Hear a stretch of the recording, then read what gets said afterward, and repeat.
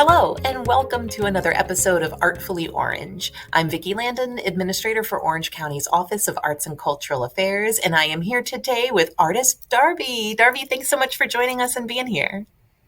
Thank you for having me. So, you were born in New York and raised in Florida. Me too. So, tell us about growing up. Did you always want to be an artist? Is this something you knew you wanted to pursue? I did when I was a kid, and as I got older, I kind of fell out of it. I always was attracted to like the arts and stuff. I never stopped drawing. I guess I kind of did know I always wanted to be an artist, I guess. So, is that what the you ended up pursuing then? Is like your education was art and drawing, or did you pursue training in something else? Yeah, so I did school in art, studio art, and then I did BFA at UCF for graphic design. Nice. And then you had an internship with a nonprofit, like the Desire Foundation. Tell us that story. Yeah, so I did a graphic design internship at the Desire Foundation. It was a great experience. I got to understand how nonprofits work and do the design and understand what kind of work goes into running a nonprofit, the advertising and the promotion, and just understand the community and the city in itself and what it takes to kind of bring everyone together to kind of make the thing happen. Yeah, absolutely. So, in your art, people that have seen your art will recognize these faces that are behind you, right? Like your art is largely the same sort of side profile, caricature figure. Does it have like a name or a term? Yeah, I call them familiar faces. Yeah, I call them familiar faces just because people have similar, facial features and structures, and when you turn into black and white, it kind of makes everyone kind of unison in a way. So yeah, I call them familiar faces. Love that. Well, now, there's an ancient art technique that's involved here, right? This twisted perspective. Can you tell us what that Hmm. is? Yeah, twist perspective.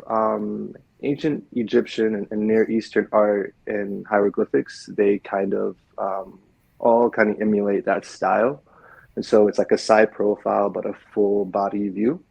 And so with the symbolism and the storytelling they use, I always was gravitated towards that ancient art. And so I feel like it's like a fundamental kind of art style that everyone kind of recognizes off first glance. And so I just kind of got obsessed with it, I guess. I love that. Now, what a lot of people might not know about you, unless they've seen you in work in person, is that you do a ton of live portraiture, right? Where you'll come out to an event and you're sketching people sort of candidly that are at the event. They may not even know they're the subject of one of your sketches, or you might have somebody sit. For a lot of artists, that can be really intimidating because, like, they don't want to see you. They had to be seen doing their process, right? So, do you remember how you started doing it? Like, what was the first live event you did? And, like, was it intimidating or were you scared? Like, tell us about that. Yeah. I grew up not showing anyone my sketchbooks. So like when I moved to Orlando in 2015. When 2020 happened, I had to go outside and do the thing. And live art just seemed like the most logical way to get seen. And it kind of, very nerve-wracking at first, but as I started doing pop-up events with my friends who are also creatives, it started just being like a comfortable vulnerability that I could kind of take on to I guess get out my comfort zone and also try different things with my art. Yeah. Well, it got you noticed, right? You got to be the debut artist when Interstruct opened up their Art Cube, right? Will you tell us the story of how that came to be and what your installation inside the Art Cube was? Yeah, so Pat Green tapped me on the shoulder because he wanted me to do this art cube project. It was my first spray paint project. I've never used a spray can before, and they wanted the art cube to reflect the community. And so with my portraits, I kind of just sight saw um, for about a week outside the cube to see what the environment's like, and I started drawing people who I saw go by. It was a great experience. Like I had never done anything like that. It's like my first like big installation type of thing, and one of the few pieces I've done with color. And it was a great opportunity with working with that company and all the opportunities I've gotten after that. Yeah. What was the community response to it? Like, were you there for like the opening and seeing the people come in? Like, do you overhear the conversations or do you want to like stay back? At the opening, it was a very great reception. A lot of people came out, a lot of my friends, a lot of people in the industry with Interstruct. The feedback was amazing, just because it was an experimental thing for me, and I had no idea how it was going to turn out. And it was awesome. And it's even cooler to see my friends take on the cube after me and see how they transform the space. Totally. Now, you're not, we talk about like meeting people and how this opportunity came to be, right? You're not a particularly prolific poster on like social media. You're not out like self promoting a whole ton. So, like, how does the work happen to find you?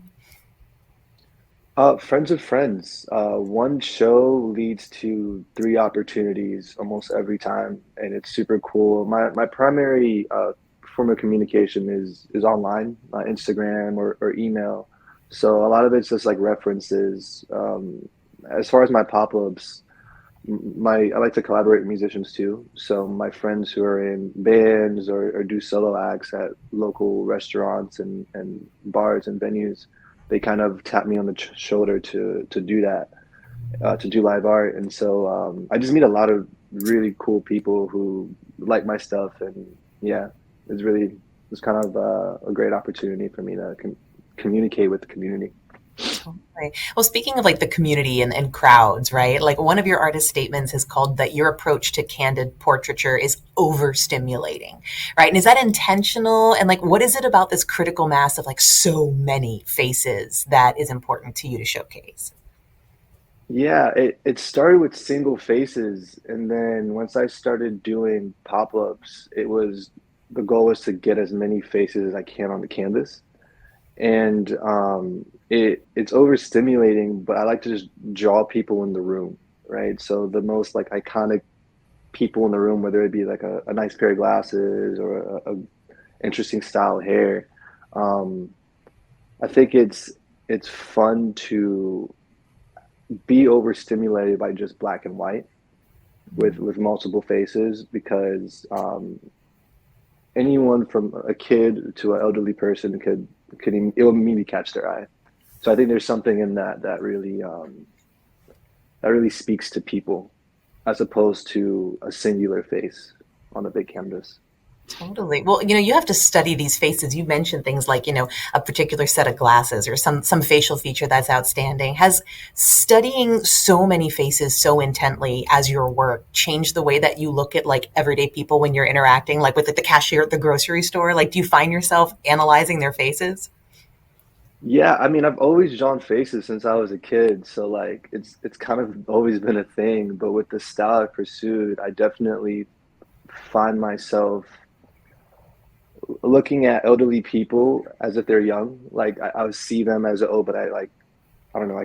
I could see them younger. I don't know. That's a weird thing to say, but yeah, I definitely notice certain things about people more often, whether it be earrings or freckles or hairstyles and stuff like that. It's a whole mind thing for myself. Awesome. Well, okay. If someone's watching this interview and they're like, I need this guy at my next event or I want to commission a piece, how do they reach you? How do they find you? You can find me at on Instagram at Dawrby, Dawrby. My website is also Dawrby.com. Yeah. That's it. Well, awesome. Hey, Darby, thanks so much for being here, for sharing your story and a little bit of your art with everybody. Yeah, thank you for having me. And thank you for joining us on this episode of Artfully Orange. We'll catch you next time.